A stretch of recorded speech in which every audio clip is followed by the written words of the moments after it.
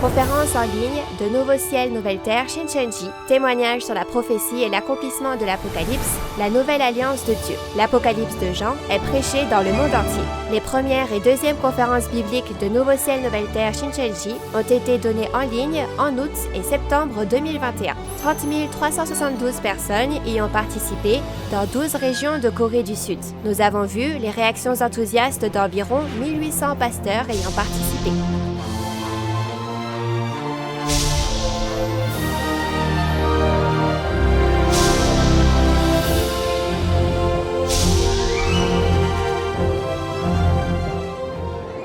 Et enfin, la parole de l'Apocalypse de Jean est ouverte pour la première fois en 2000 ans. Le président et les 12 chefs de tribu de Nouveau Ciel, Nouvelle Terre, Shincheonji vous dévoilent le secret du royaume des cieux de la Nouvelle Alliance, l'Apocalypse de Jean. Tous les lundis et jeudis, du 18 octobre au 27 décembre, les conférences en ligne de Nouveau Ciel, Nouvelle Terre, Shincheonji sont diffusées en direct dans le monde entier. Nous vous invitons à suivre le témoignage sur la prophétie et l'accomplissement de l'Apocalypse, la nouvelle alliance de Dieu. Chers pasteurs, séminaristes et fidèles, bienvenue à la conférence en ligne de Nouveau Ciel, Nouvelle Terre, Shincheonji sur les témoignages sur la prophétie et l'accomplissement de l'Apocalypse, la nouvelle alliance de Dieu. Je suis Tae-Hoon Kang et je serai votre présentateur aujourd'hui. Tout d'abord, je tiens à remercier tous ceux qui sont venus à cette conférence en ligne de Nouveau Ciel, Nouvelle Terre, Shincheonji. Les prophéties de l'Apocalypse et les paroles de l'accomplissement physique qui se sont accomplies, que tous les croyants doivent connaître, sont actuellement diffusées dans le monde entier via YouTube. La conférence en ligne de Nouveau Ciel, Nouvelle Terre, Shincheonji, qui explique clairement l'Apocalypse de Jean, qui était si difficile à comprendre jusqu'à maintenant, est l'objet actuellement d'une grande attention, non seulement de la part des croyants, mais aussi de nombreux pasteurs à travers le monde. En effet, des pasteurs à l'étranger ont exprimé leur désir de prêcher la parole de l'Apocalypse en signant un protocole d'entente avec Nouveau Ciel, Nouvelle Terre, Shincheonji, accompagné d'un message de remerciement. Je suis profondément reconnaissant que tant de pasteurs aient signé un protocole d'entente avec Nouveau Ciel, Nouvelle Terre, Shincheonji.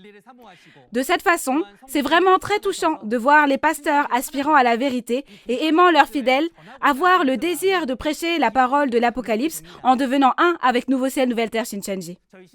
La porte de Nouveau Ciel, Nouvelle Terre, Shincheonji est ouverte, donc les pasteurs qui souhaitent signer un protocole d'entente avec nous sont invités à nous contacter à tout moment et nous espérons témoigner de l'Apocalypse ensemble. Aussi, je crois que plus vous écoutez ces paroles, plus vous expérimenterez le fait que l'Apocalypse n'est pas un texte difficile et compliqué, mais est extrêmement rationnel et peut être également clairement compris à travers la Bible.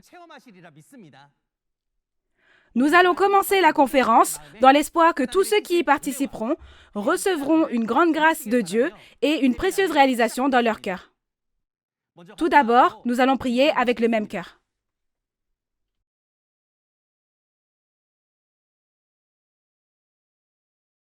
Dieu le Père, qui abonde en amour et en grâce et est saint, aujourd'hui, nous rendons grâce et gloire à Dieu pour nous avoir permis d'organiser la conférence en ligne de Nouveau Ciel, Nouvelle Terre, Shincheonji dans le monde entier. La parole de l'Apocalypse de la Nouvelle Alliance, qui est prêchée depuis environ 2000 ans, s'est accomplie et est apparue aujourd'hui. Et au temps où cela a été clairement attesté par le pasteur promis, qui a rapporté et entendu ces choses sur les lieux des événements, de nombreuses personnes dans le monde ont entendu ce précieux évangile et à travers ces vidéos, pour cela recevez toute la gloire, Dieu, pour toujours et à jamais. Aussi, s'il vous plaît, donnez une grâce et un amour infini à tous les pasteurs, séminaristes et tous les fidèles qui ont assisté à cet événement et guidez-les afin qu'ils puissent pleinement comprendre cette bonne nouvelle. Aujourd'hui, nous allons apprendre les paroles d'Apocalypse 12 à travers le chef de la tribu de Matthieu. Lorsqu'il témoignera des paroles apprises par le biais du président, le pasteur promis, que Dieu soit avec lui et prenne le contrôle de tout. Il est temps pour nous de commencer. Nous croyons que vous serez avec nous jusqu'à la fin et nous avons prié au nom de Jésus. Amen.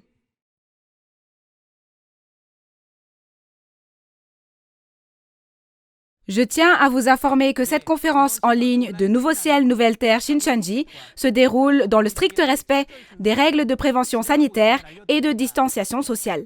La dernière fois, nous avons appris les paroles d'Apocalypse 11. Je crois que c'est un temps de grâce qui réchauffe votre cœur en réalisant l'œuvre de Dieu qui s'accomplira inévitablement. Les paroles d'Apocalypse chapitre 12, que nous allons partager avec vous aujourd'hui, parlent de la guerre entre Dieu et le dragon, et j'espère que vous ferez attention non seulement à l'issue de cette guerre, mais aussi aux entités qui apparaissent dans ce chapitre et à qui elles sont vraiment. Il est maintenant temps de passer au moment le plus important aujourd'hui, celui d'écouter la parole de l'Apocalypse. Nous allons accueillir Chon Sok-jong, le chef de la tribu de Matthieu de Nouveau Ciel, Nouvelle Terre, Shincheonji, Église de Jésus, qui va prêcher la parole. Veuillez l'accueillir avec des applaudissements chaleureux. Bonjour à tous les pasteurs, séminaristes et fidèles du monde entier qui aiment Dieu et Jésus et qui souhaitent aller au royaume des cieux et avoir la vie éternelle. Je vous souhaite la bienvenue et je tiens à vous exprimer ma sincère gratitude pour votre participation à la conférence en ligne de Nouveau Ciel, Nouvelle Terre, Shincheonji. Je suis Chon Sok-jong, chef de la tribu de Matthieu, choisi au nom de Matthieu, un disciple de Jésus.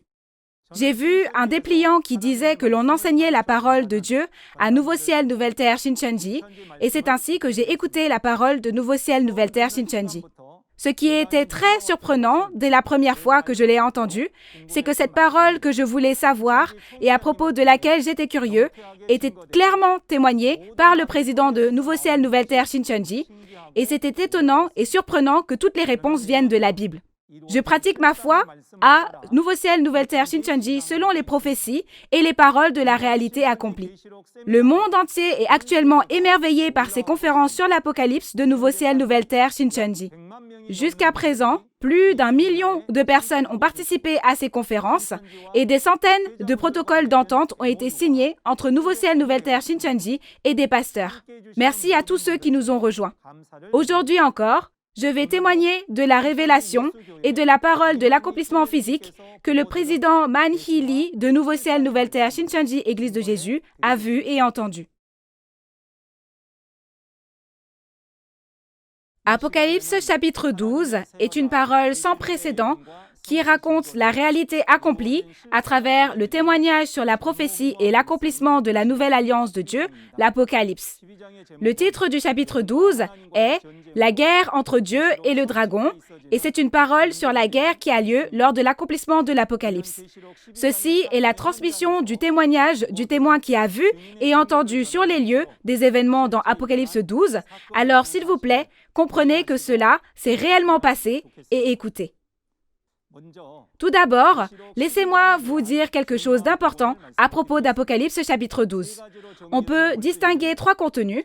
Le premier est le fait que le chapitre 12, les traîtres, les destructeurs et le sauveur apparaissent en un seul endroit, le ciel, comme promis dans l'Apocalypse. Quant au deuxième contenu, c'est à travers ce chapitre que nous pouvons distinguer et vérifier les traîtres, les destructeurs et le sauveur, et c'est clairement dit à travers ce chapitre 12. Le troisième contenu concerne le salut, la puissance, le royaume et l'autorité de Dieu lorsque l'enfant qui gouvernera toutes les nations combattra et vaincra le dragon.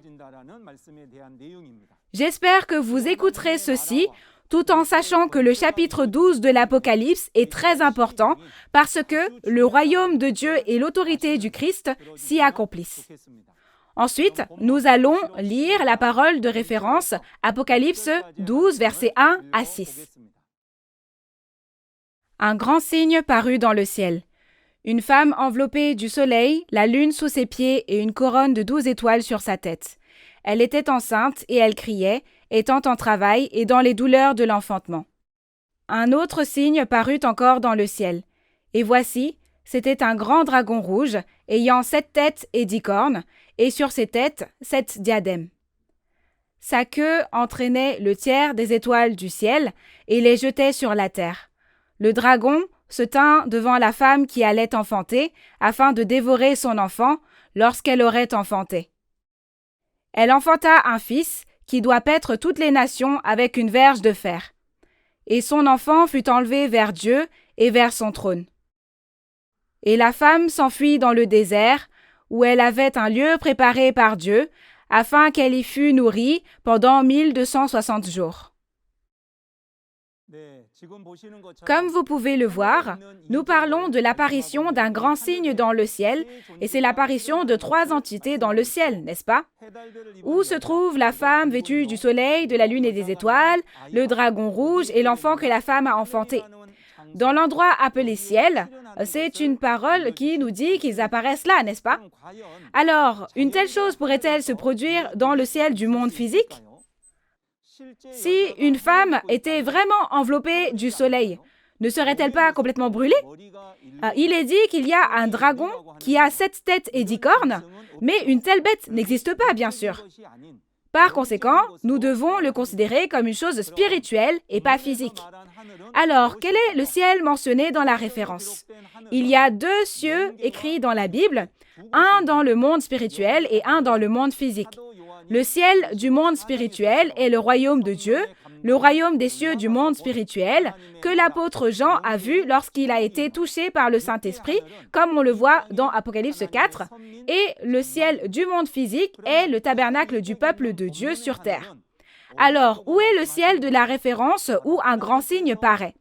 On parle ici de l'église des 7 chandeliers d'or avec les 7 étoiles dans les chapitres 1, 2 et 3 de l'Apocalypse que Dieu avait séparée du monde et avec laquelle il était. La réalité accomplie révélée au temps de l'accomplissement de l'Apocalypse aujourd'hui est le temple du tabernacle situé au pied du mont Cheonggye à Gwacheon en Corée du Sud. Les photos ci-dessous ont été prises à cette époque-là. La raison pour laquelle nous pouvons témoigner de la réalité comme ceci est qu'il y a le pasteur promis qui a vu et entendu ce qui s'est passé. Pour votre référence, vous devez avoir vu que le dragon rouge, la bête à 7 têtes et 10 cornes, était déjà dans le tabernacle du ciel au moment où un signe apparaît dans le ciel de la référence ici. Cependant, dans Apocalypse 13, cette bête sort de la mer et entre dans le tabernacle du ciel. Et je veux donc que vous sachiez qu'Apocalypse 13 est un événement qui s'est produit avant Apocalypse 12. Alors, qui est la femme dans le ciel enveloppée du soleil, de la lune et des étoiles? Tout d'abord, il faut savoir ce que sont le soleil, la lune et les étoiles, n'est-ce pas? Puisque le ciel et le tabernacle, le soleil, la lune et les étoiles sont des choses spirituelles et parlent du peuple élu de Dieu dans le tabernacle.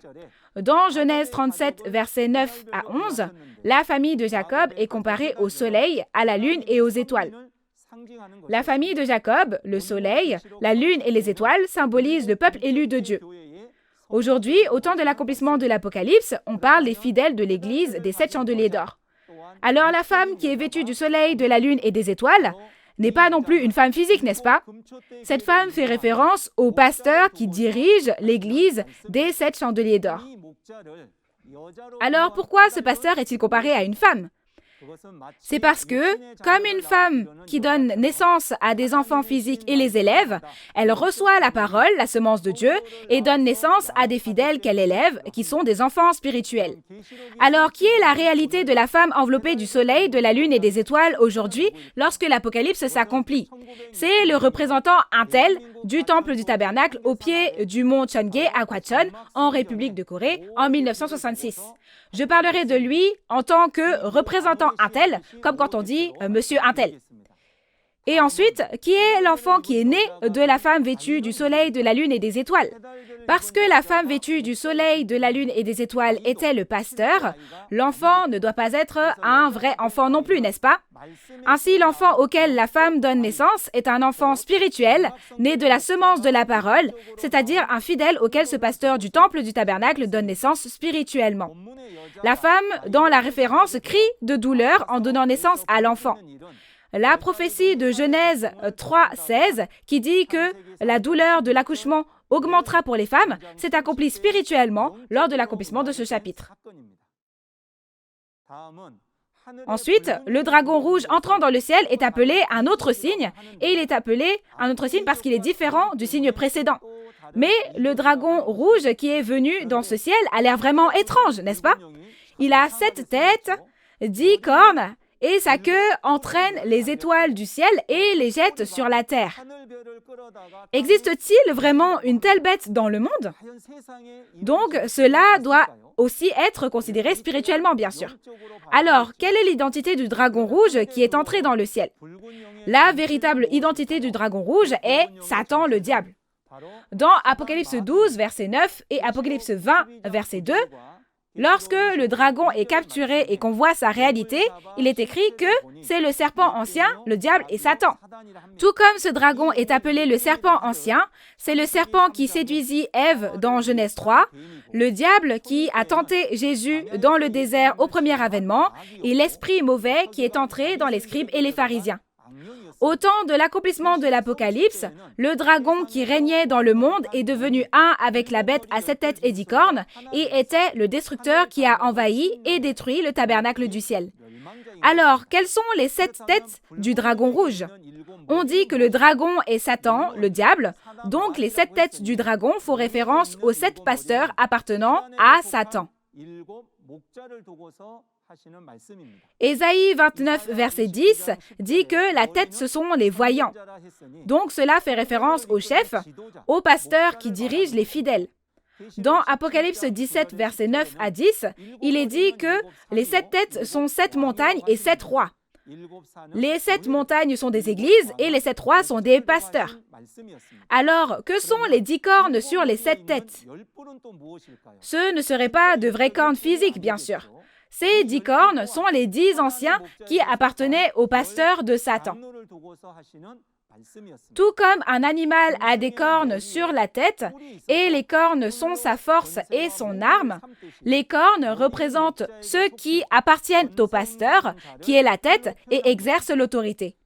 Apocalypse 17, verset 12 dit que les 10 cornes sont des rois, mais qu'ils n'ont pas de royaume, c'est-à-dire qu'ils n'ont qu'une autorité spirituelle. Ensuite, on dit que la queue entraîne un tiers des étoiles du ciel et les jette sur la terre. Une queue peut-elle entraîner et jeter les étoiles dans le ciel? Y aura-t-il jamais une queue aussi longue? Bien sûr que non. Alors, de quoi parle cette queue de dragon? Dans Ésaïe 9, verset 15, il est dit que ce sont les faux prophètes appartenant à Satan. La réalité de ces personnes sont les 17 évangélistes qui venaient du temple du tabernacle. Ces personnes sont comme des idoles dans Apocalypse 13 et ils sont comme des queues appartenant à la cavalerie d'Apocalypse 9. Alors, que signifie entraîner un tiers des étoiles dans le ciel et les jeter sur la terre? C'est ce que signifie le fait que les faux pasteurs font retourner à l'état de chair sans esprit vivant un tiers des fidèles du temple du tabernacle des 7 chandeliers d'or. C'est similaire au fait que les fidèles du tabernacle ont abandonné Jésus, leur premier amour, et ont été trompés par les faux pasteurs et sont passés du ciel à la terre. Et dans Apocalypse 8, quand un tiers des esprits meurent en recevant les fléaux. Ensuite, nous devons en savoir plus sur le groupe du dragon rouge qui est entré dans le tabernacle du ciel. Pour vous le résumer en 3 parties, le premier est le groupe de la bête à 7 têtes et 10 cornes qui foule aux pieds les fidèles dans le tabernacle du ciel pendant 42 mois dans Apocalypse 13. Apocalypse 2 nous dit que Satan est la même entité que les Nicolaïtes. Et Apocalypse chapitre 17 et 18 nous dit que Babylone est celle qui a séduit toutes les nations avec le vin de l'impudicité. Bien que l'expression de chaque chapitre soit différente, au final, lorsque vous regardez l'ensemble de l'Apocalypse, vous devez savoir qu'il s'agit d'une seule et même entité, le groupe du dragon, d'accord? Alors, quelle est la réalité de ce groupe du dragon rouge? Cette réalité est le centre d'éducation des intendants qui est apparu aujourd'hui. Leur organisation s'appelle Babylone, le royaume des démons. Tout comme Babylone a détruit l'Israël physique dans l'Ancien Testament, une organisation pareille à Babylone, le royaume des démons, au temps de l'accomplissement de l'Apocalypse, a détruit le peuple élu de Dieu, le temple du tabernacle, et a trompé toutes les nations et a gouverné le monde. Ensuite, Le dragon tentera de dévorer l'enfant dès que la femme lui donnera naissance. Pourquoi? La raison en est que l'enfant est celui qui combattra le dragon et le vaincra, lui enlèvera tout pouvoir et paîtra toutes les nations. Satan essaye d'empêcher l'apparition du pasteur de Dieu à chaque époque. Cependant, vous devez bien vous rappeler que la Bible s'accomplira selon la volonté et le plan de Dieu. Et vous devez savoir que Satan interfère et persécute afin d'atteindre son objectif. Tout comme il a essayé de dévorer cet enfant, si nous regardons à chaque époque, il y a aussi eu le meurtre des enfants par l'intermédiaire de Pharaon, roi d'Égypte, et à l'époque de Moïse, et le roi Hérode a aussi fait tuer tous les enfants de moins de 2 ans au premier avènement. Exactement de la même façon, ces choses arrivent, mais nous devons bien nous rappeler que Dieu accomplira sa parole et nous croyons que nous devons vérifier que la parole a été accomplie. Dans les versets 5 et 6 de la référence, l'enfant mâle qui paîtra toutes les nations avec une verge de fer est emmené devant le trône de Dieu et la femme qui a donné naissance à l'enfant s'enfuit dans le désert. C'est aussi un événement spirituel et pas physique, n'est-ce pas? Lorsqu'une femme donne naissance à un enfant, certains pasteurs appellent la femme l'Église et prétendent que l'enfant qui lui est né est Jésus. Comment l'Église peut-elle s'enfuir dans le désert pour y être nourrie après avoir donné naissance à Jésus? C'est impossible, non? On comprend donc que voir de cette façon est faux. Alors, ce passage est au futur. De quel temps parle-t-on ici?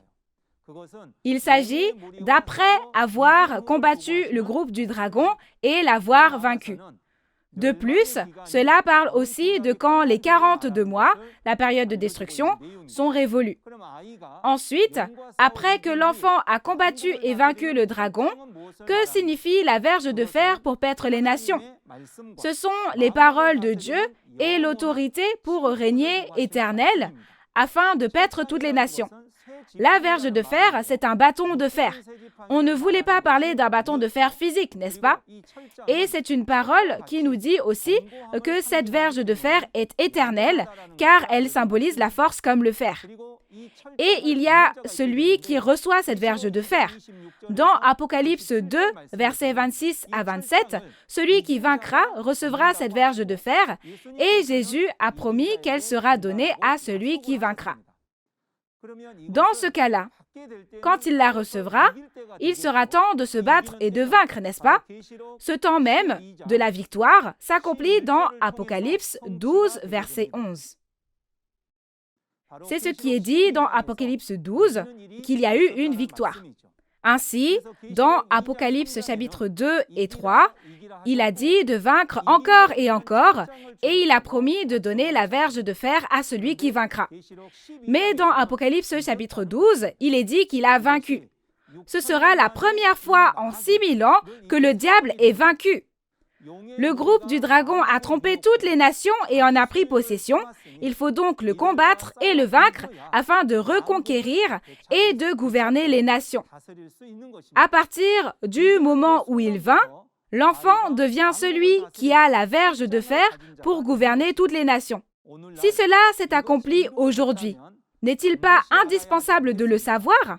Nous devons le savoir dans notre foi et, de plus, j'espère que vous le réaliserez à travers cette conférence de l'Apocalypse. Alors, qui sera l'enfant mâle qui paîtra toutes les nations avec la verge de fer? Ces paroles font référence à celui qui vaincra, que Jésus a donné comme pasteur promis dans les chapitres 2 et 3 de l'Apocalypse, parce qu'il a combattu et vaincu le dragon dans Apocalypse 12. Et dans Apocalypse 3, verset 21, il s'agissait du pasteur promis qui sera assis avec Jésus sur son trône. Et il s'agissait de celui qui combat et vainc le groupe du dragon. Mais tout le monde ne peut pas devenir le vainqueur. Pour devenir le vainqueur, vous devez combattre et vaincre le groupe du dragon qui a envahi le tabernacle du ciel. Et il faut devenir la nouvelle Israël et créer les 12 tribus. Alors, quand est-ce que cet enfant est né?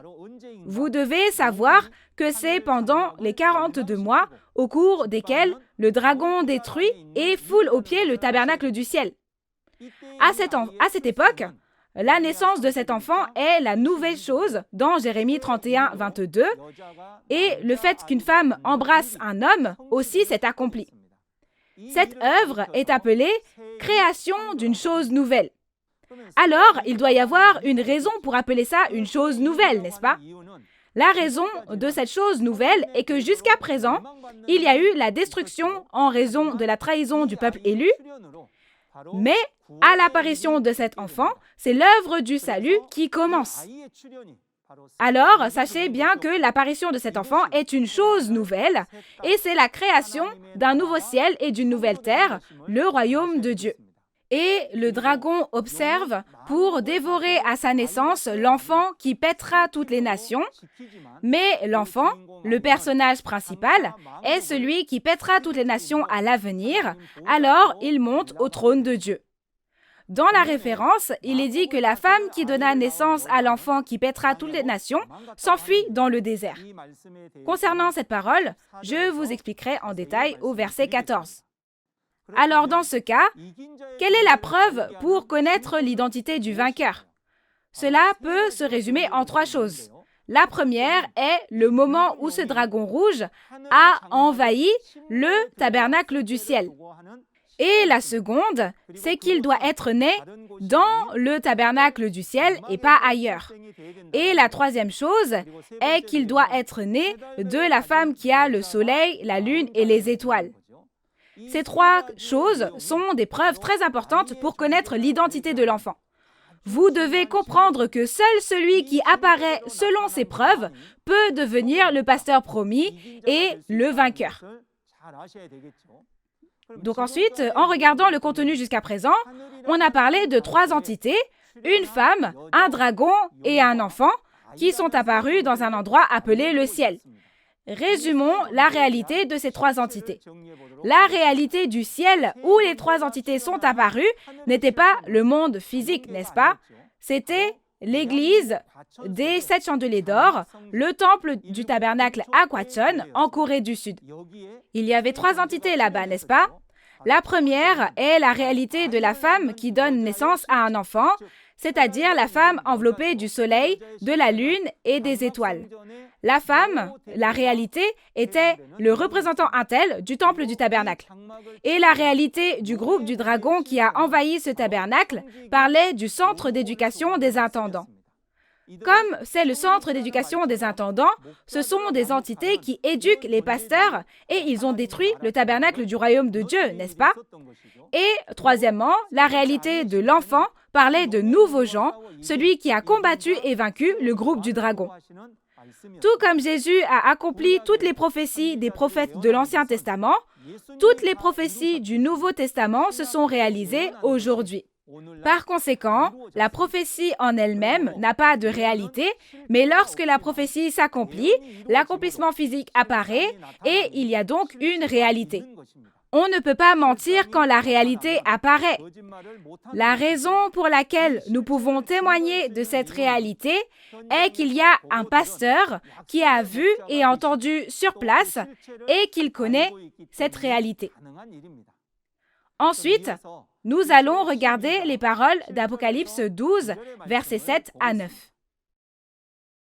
Et il y eut guerre dans le ciel. Michel et ses anges combattirent contre le dragon. Et le dragon et ses anges combattirent, mais ils ne furent pas les plus forts, et leur place ne fut plus trouvée dans le ciel. Et il fut précipité, le grand dragon, le serpent ancien, appelé le diable et Satan, celui qui séduit toute la terre, il fut précipité sur la terre, et ses anges furent précipités avec lui. Le contenu de cette référence est la guerre dans le ciel, n'est-ce pas? L'endroit est le ciel, et il y a la guerre dans cet endroit. C'est une guerre de qui contre qui? La guerre entre Michel et le dragon. C'est la guerre entre l'archange Michel et le dragon, Satan, le diable. Donc ce n'est pas une guerre physique, mais une guerre spirituelle. Vous avez bien compris cela, n'est-ce pas? Alors, où est le ciel où se déroule cette guerre? Ce n'est pas le ciel physique, bien sûr.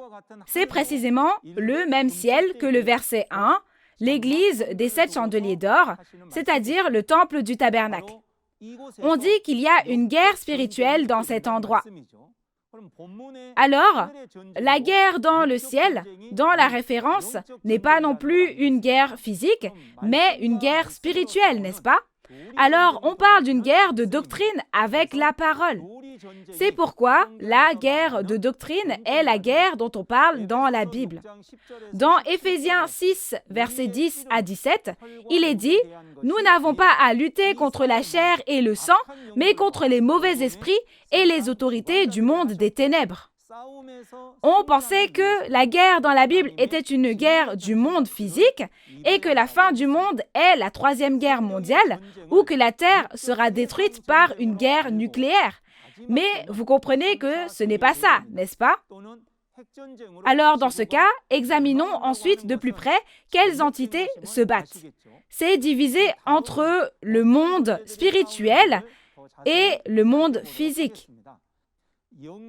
Dans le monde spirituel, Michel est le dragon, et dans le monde physique, l'enfant et la bête à 7 têtes et 10 cornes se battent. Alors, Michel, l'enfant et ses frères, qui sont-ils? Ils sont l'armée de Dieu, n'est-ce pas? Et le dragon et le groupe à 7 têtes et 10 cornes, c'est l'armée de Satan. Alors, que font-ils l'un contre l'autre? Ils se font la guerre, n'est-ce pas? C'est pourquoi l'esprit se bat contre l'esprit et la chair contre la chair. Si les esprits gagnent à la guerre, on gagne aussi dans le monde physique. La raison en est que l'esprit et la chair s'unissent pour se battre. Cette fois, regardons la guerre et ses conséquences dans l'Apocalypse. Il n'est pas exagéré de dire que l'histoire de la Bible est l'histoire de la guerre. On peut aussi dire que l'Apocalypse est une guerre. Et il y a 3 guerres en tout. La première guerre était Apocalypse 13, où la bataille entre le peuple élu du tabernacle du ciel et la bête à 7 têtes et 10 cornes a eu lieu. Il est malheureux que le groupe de la bête gagne et que le peuple élu perde.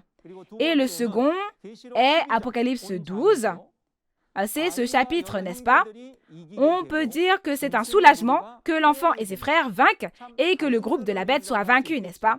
Ensuite, je vous parlerai de l'œuvre étonnante de Dieu qui se produit parce que cet enfant et ses frères sont victorieux. Et la troisième guerre est le contenu du chapitre 16 de l'Apocalypse qui concerne la bataille d'Armageddon. Nous vous parlerons de ces choses en détail dans Apocalypse chapitre 16.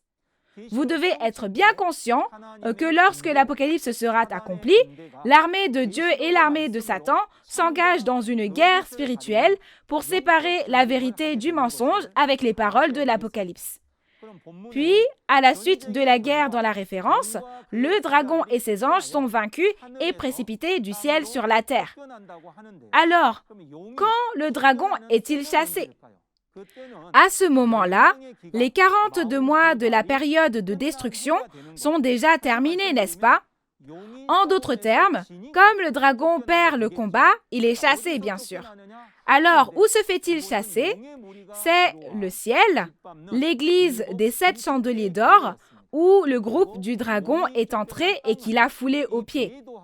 Et la terre où le dragon a été chassé est le monde uniquement de chair, sans le Saint-Esprit, qui est devenu un avec le monde après la trahison. C'est pourquoi le dragon a été chassé du ciel, appelé l'église des 7 chandeliers d'or, vers le monde. Ce dragon a été chassé parce qu'il a perdu la guerre contre l'enfant. Ensuite, voyons quel genre d'histoire se déroule à travers le contenu suivant. Regardons les paroles d'Apocalypse 12, versets 10 à 12. « Et j'entendis dans le ciel une voix forte qui disait « Maintenant le salut est arrivé, et la puissance, et le règne de notre Dieu, et l'autorité de son Christ, car il a été précipité, l'accusateur de nos frères, celui qui les accusait devant notre Dieu jour et nuit.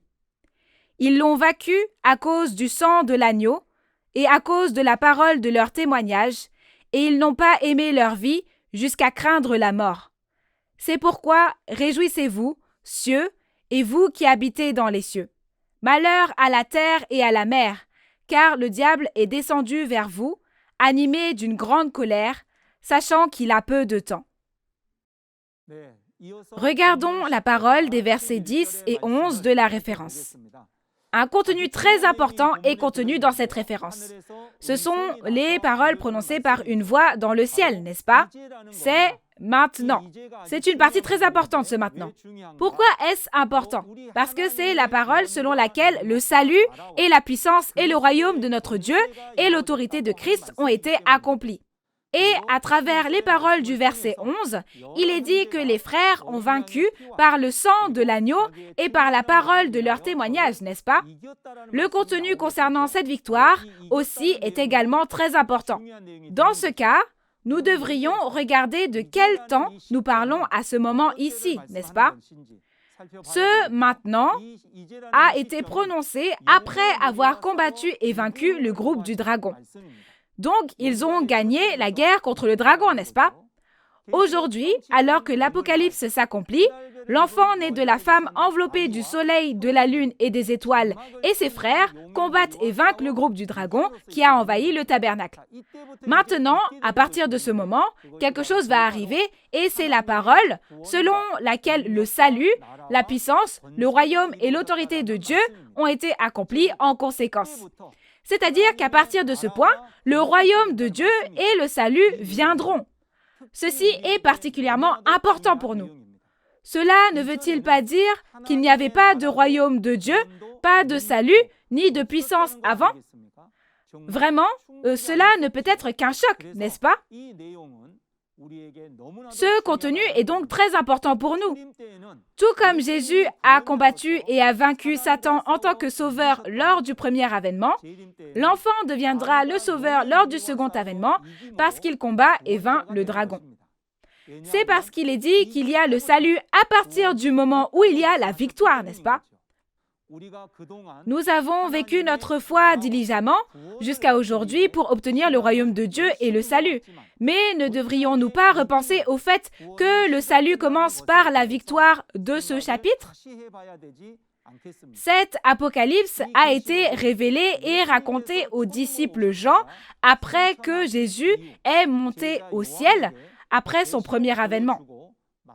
Cependant, sachant que l'Apocalypse n'est pas une chose du passé, mais une chose du présent, elle doit être accomplie telle qu'elle, n'est-ce pas?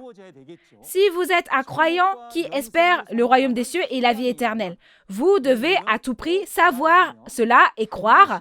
Il faut absolument y croire.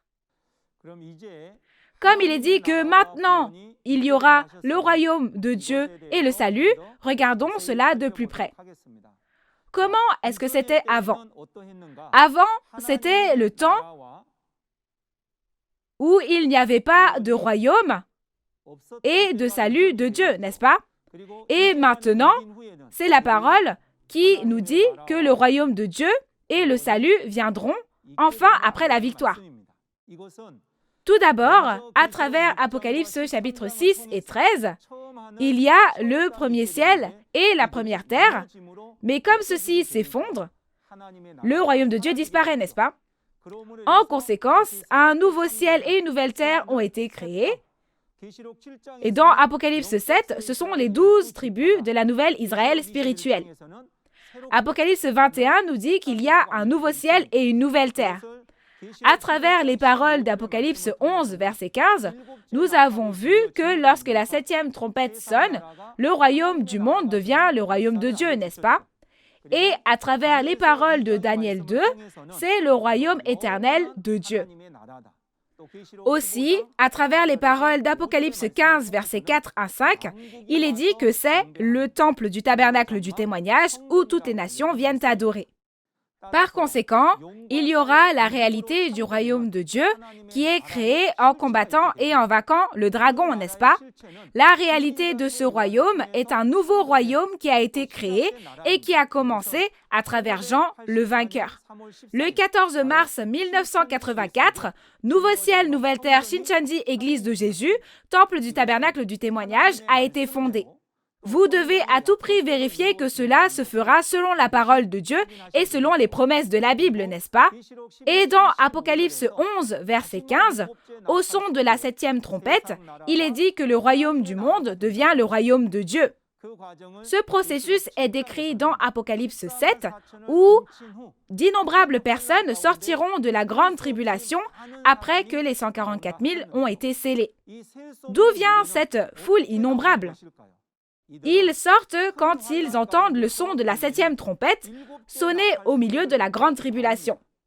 Selon cette promesse, les 12 tribus de Nouveau Ciel, Nouvelle Terre, Shincheonji ont été créées et la 7e et dernière trompette sonne au milieu de la grande tribulation mondiale. Cette conférence d'Apocalypse que vous écoutez en ce moment est le son de la 7e trompette qui résonne partout dans le monde et c'est un son de trompette impressionnant, n'est-ce pas? Les frères qui ont combattu et vaincu le dragon sont le petit groupe de personnes qui ont vu les événements de la trahison et de la destruction, ont témoigné et ont combattu et vaincu et sont sortis et sont devenus un avec le vainqueur. Alors, avec quelle arme ont-ils combattu et vaincu? Cette arme est le sang de l'agneau et la parole de témoignage. Les armes avec lesquelles ils ont combattu et vaincu ne sont pas des armes physiques du monde, mais le sang de l'agneau et la parole de témoignage, bien sûr. Le sang de l'agneau est l'amour de la rédemption de Jésus et les paroles de Jésus. Il est dit dans Apocalypse 5 qu'avec ce sang de Jésus, on rachète et fait un royaume et des prêtres. Dans Apocalypse 7, il est dit que nous pouvons recevoir le pardon des péchés en nous lavant et en nous blanchissant avec le sang de Jésus. Et la parole de témoignage est la parole qui prouve l'identité du dragon et c'est la parole de l'Apocalypse. Les paroles de l'Apocalypse deviennent une arme qui permet d'attraper le dragon, une arme qui permet de combattre et de vaincre le dragon. Parce que l'identité de ce dragon est écrite dans les paroles de l'Apocalypse. Dans ce cas, nous devons connaître la preuve du vainqueur et du perdant dans l'Apocalypse, n'est-ce pas? Il ne s'agit pas seulement de dire « il a gagné » ou « il a perdu », n'est-ce pas? La Bible nous indique clairement la preuve du vainqueur et du perdant. Alors, qui est le vainqueur? Ce n'est pas seulement dire « j'ai gagné », mais en raison de cette victoire, il doit créer les 12 tribus de la nouvelle Israël spirituelle, n'est-ce pas? Alors, qu'arrive-t-il aux perdants? N'est-ce pas la preuve du fait qu'ils ont perdu que de s'enfuir dans 7 directions différentes? Par conséquent, les 12 tribus d'Israël ont été créées et ceux qui ont perdu ont été dispersés et ont fui, et c'est la preuve pour ceux qui vainquent et pour ceux qui perdent. Alors, qui sont les habitants du ciel qui ont combattu et vaincu le dragon? Il s'agit de l'enfant et de ses frères qui ont combattu et vaincu le groupe du dragon. Ensuite, il faut savoir ce que sont la terre et la mer contre qui le dragon est en colère, n'est-ce pas? Tout d'abord, la terre parle du tabernacle du peuple élu qui a trahi. La mer parle du monde appartenant à la bête. Alors, il doit y avoir une raison pour laquelle le dragon est en colère, n'est-ce pas? C'est parce que, comme le dit Apocalypse 20, verset 2, le jour où ce dragon sera emprisonné dans l'abîme arrive bientôt. C'est pour ça qu'il est en colère. Alors, où ce Satan finit-il par aller? C'est la parole qui nous dit qu'il y aura un jour où il sera enfermé dans l'abîme. Ensuite, regardons la parole des versets 13 à 17 de la référence. Quand le dragon vit qu'il avait été précipité sur la terre, il poursuivit la femme qui avait enfanté l'enfant mâle. Et les 2 ailes du grand aigle furent données à la femme, afin qu'elle s'envolât au désert, vers son lieu, où elle est nourrie un temps, des temps et la moitié d'un temps, loin de la face du serpent.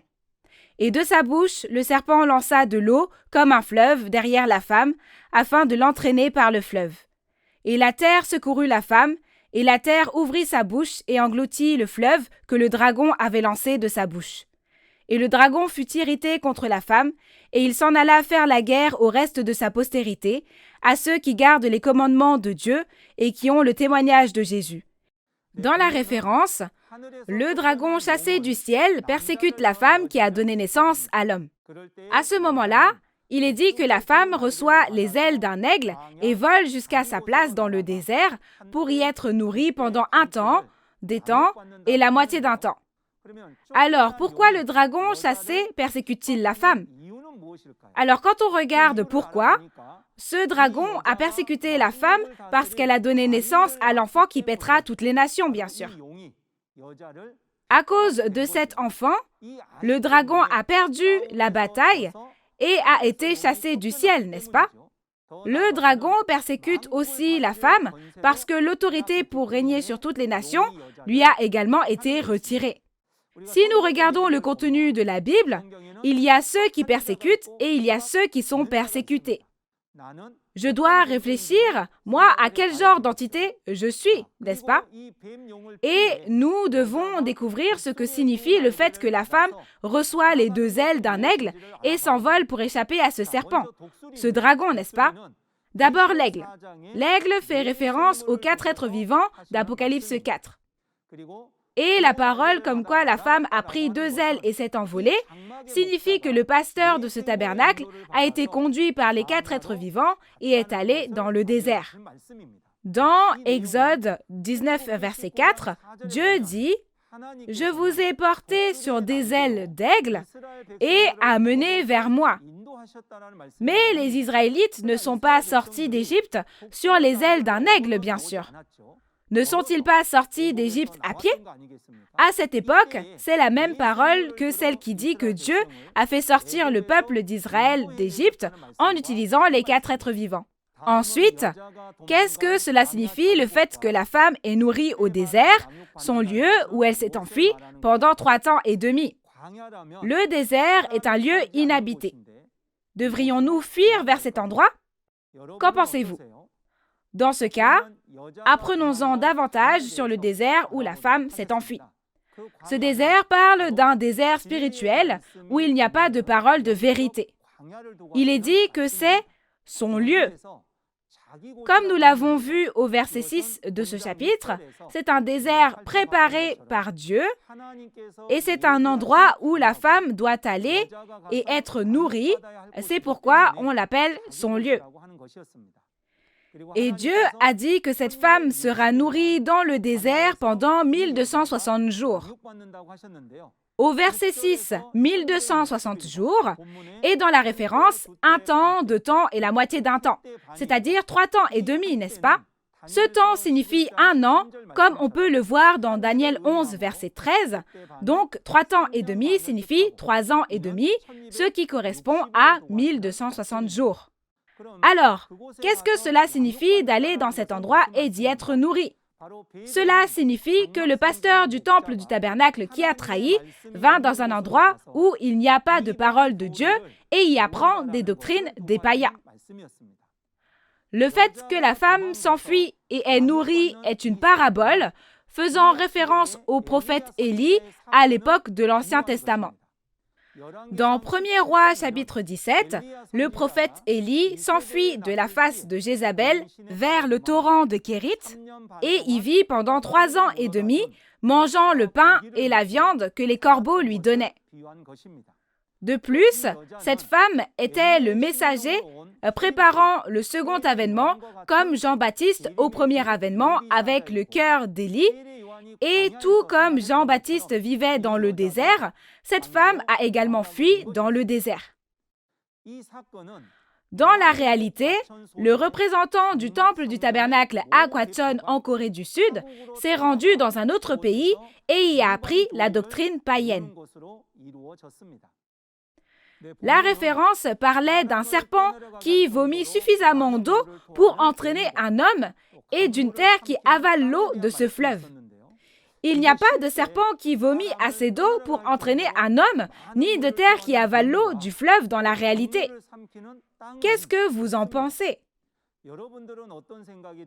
C'est incroyable à dire, mais ces choses sont spirituelles et pas physiques, bien sûr. Alors, qu'est-ce que l'eau qui sort de la bouche du serpent? C'est la fausse vérité et les paroles d'accusation. L'eau du fleuve que le serpent a vomi était la parole qui sortait de la bouche du destructeur, qui avait l'esprit de Satan et faisait référence aux paroles qui condamnaient cette femme. Alors, la terre avale l'eau qui sort de la bouche du serpent. Mais que veut-on dire par là? Cela signifie que les fidèles qui ont trahi dans le temple du tabernacle, qui sont comme la terre, entendent les fautes du pasteur et pourtant le recouvrent. Cela signifie que les fidèles dans le tabernacle défendent le pasteur qui les a élevés au lieu de le critiquer, n'est-ce pas? Si on insulte vos parents, vous n'allez pas vous mettre à les insulter aussi, bien sûr. Personne ne fait comme ça. C'est exactement cette logique ici. Alors vient ensuite le reste de la postérité de la femme que le dragon va combattre. Qui sont-ils? Ce sont l'enfant et ses frères qui ont combattu et vaincu le dragon. Le sable de la mer où se tient le dragon parle des innombrables membres d'Église du monde qui ont la fausse vérité. Ce contenu parle du fait que Satan, qui a été chassé, mobilise les membres d'Église du monde pour faire à nouveau la guerre au reste de la postérité de la femme, ceux qui ont vaincu. Cette guerre est la bataille d'Armageddon, et nous examinerons donc cette bataille d'Armageddon dans Apocalypse 16. Avez-vous bien écouté la parole jusqu'à présent? Maintenant, faisons encore une fois un résumé à travers la conclusion d'Apocalypse 12. En conclusion, une femme enveloppée du soleil, de la lune et des étoiles dans le tabernacle du ciel donne naissance à un enfant devant le dragon, puis s'enfuit dans le désert. Cet enfant et ses frères combattent et vainquent le dragon avec le sang de l'agneau et la parole de témoignage. Et en raison de cette victoire, on dit « maintenant », n'est-ce pas? Je vous ai dit que ce « maintenant » est très important. C'est à ce moment-là que le salut, le royaume, la puissance et l'autorité de Dieu seront accomplis. Donc, celui qui vaincra devient la nouvelle Israël spirituelle, n'est-ce pas? Ainsi, en moissonnant et en scellant, on crée les 12 tribus du nouveau royaume de Dieu. C'est le but de l'Apocalypse et c'est le dessein de Dieu. À travers Apocalypse chapitre 12, nous avons examiné la réalité de 3 entités. On ne peut pas dire que ce sont les traîtres, les destructeurs ou le sauveur sans aucune preuve, n'est-ce pas? Pouvoir témoigner de la réalité, c'est possible parce qu'il y a une réalité qui est accomplie selon la parole, n'est-ce pas? Et nous devons clairement connaître le salut et le royaume de Dieu qui existeront à partir du moment où l'on combat et vainc le groupe du dragon, et nous devons appartenir à ce salut et à ce royaume. La prochaine fois, nous verrons les paroles d'Apocalypse 13 à propos du peuple élu qui a reçu la marque de la bête et a trahi. J'espère que vous serez également avec nous lors de la prochaine session avec ces paroles sans précédent qui ont été accomplies aujourd'hui. En raison de cette conférence sur l'Apocalypse, beaucoup de personnes deviennent un avec cette parole. Devenir un avec la parole, c'est devenir un avec Dieu et Jésus.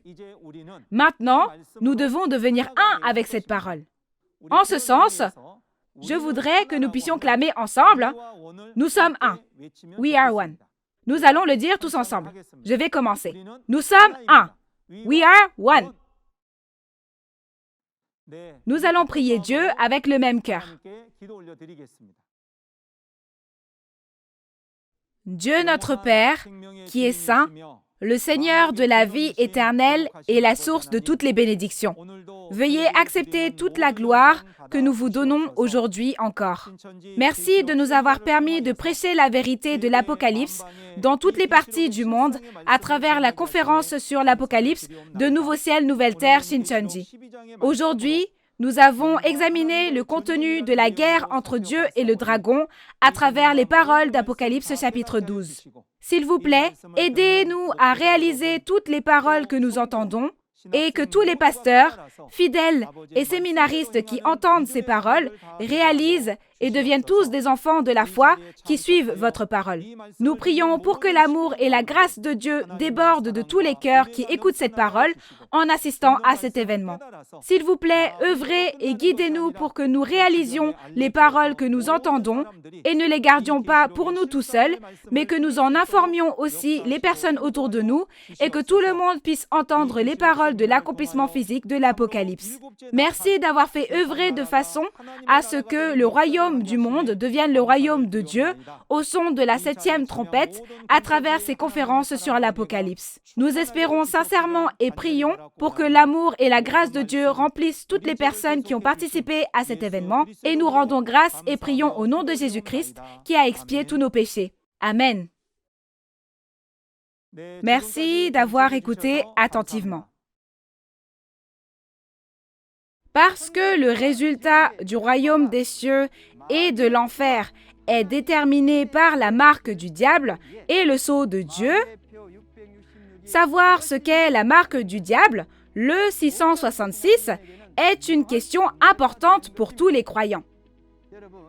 Qu'est-ce donc que ce 666? Est-ce vraiment le code barre dont on parle dans le monde? Aujourd'hui, je vais vous expliquer clairement le vrai sens et la réalité du 666. Comme vous avez pu le voir dans la vidéo, la prochaine fois, Jong-yeol Kwak, le chef de la tribu de Barthélemy, délivrera la parole d'Apocalypse 13. L'heure est la même qu'aujourd'hui à 10h. J'espère que vous serez présents et que vous réaliserez bien la précieuse volonté de Dieu. Qu'avez-vous ressenti lorsque vous avez entendu la parole aujourd'hui? Vous êtes-vous senti revigoré par ces paroles concises et claires? La raison pour laquelle l'Église de Nouveau Ciel, Nouvelle Terre, Shincheonji peut témoigner avec assurance de la parole de l'Apocalypse est qu'il y a le pasteur promis qui a maîtrisé non seulement la Nouvelle Alliance, l'Apocalypse, mais aussi les prophéties des 4 évangiles et leur accomplissement.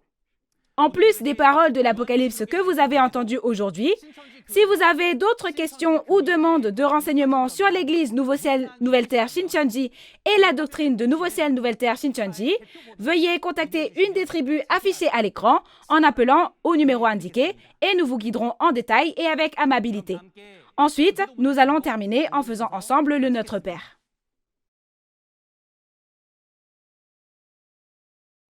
Notre Père qui es aux cieux, que ton nom soit sanctifié, que ton règne vienne, que ta volonté soit faite sur la terre comme au ciel. Donne-nous aujourd'hui notre pain de ce jour. Pardonne-nous nos offenses, comme nous pardonnons aussi à ceux qui nous ont offensés. Et ne nous laisse pas entrer en tentation, mais délivre-nous du mal. Car c'est à toi qu'appartiennent le règne, la puissance et la gloire, au siècle des siècles. Amen.